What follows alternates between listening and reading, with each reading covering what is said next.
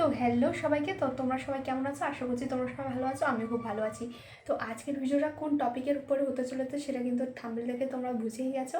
তো হ্যাঁ, what I it in a day. আমি বেসিক্যালি কোনো ডায়েট মাইট ফলো করি না। সারাদিনে আমি কী খাই না খাই সেটাই তুলে ধরা তোমাদের সামনে চেষ্টা করেছি। তো ভিডিওটা ভালো লাগে কিন্তু অবশ্যই লাইক করে দিও, আর চ্যানেলে নতুন হলে কিন্তু অবশ্যই একটা সাবস্ক্রাইব করতে ভুলো না। তো দেখতে থাকো। তো হে গুড মর্নিং এভরিওয়ান। তো সকালবেলা উঠে আমি বেসিক্যালি কিন্তু আলমন্ড বাদাম খেয়ে নিই। কাল রাতের ভেজানো আলমন্ড বাদাম, এটা প্রত্যেক দিনই কিন্তু আমার রুটিনে থাকবেই। তারপরে একটু বেলপান্না বানিয়েছিলাম, কারণ এই গরম যা পড়েছে তার মধ্যে বেলপান্না খেয়ে কিন্তু পেটটা ঠান্ডা রাখতে হবে। তো সেই কারণে একটু বেলপান্না খেয়ে নিই। কিছুই না, বেলটা একদম পাক দিয়ে নিয়ে ওর মধ্যে বরফ দিয়েছি আর ঠান্ডা জল দিয়েছি, আর তার কিছুক্ষণ পরেই এই যে একটু ফল খেয়ে নিচ্ছি। হ্যাঁ, আমি সাধারণত সকালবেলা এগুলোই খাই বেসিক্যালি, ঠিক আছে। তো তারপরে স্নান করে এই যে এখন খেতে বসে গেছি দুপুরবেলা। আর দুপুরবেলা আমি কিন্তু ভাতটাই খাই, কারণ ভাতের বাঙালি, সেটা তো তোমরা জানোই।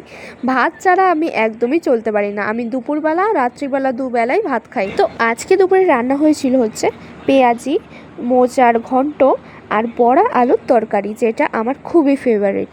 আর তোমরা ভিডিওটা দেখতে দেখতে বলো তোমরা আজকে দুপুরে কি খেলে, ঠিক আছে। তো তারপরে এই যে আমি একটু হেয়ার ওয়াশ করাতে চলে এসেছিলাম, কারণ অনেক দিন পর একটু ফাঁকা সময় পেয়েছি সেই কারণে।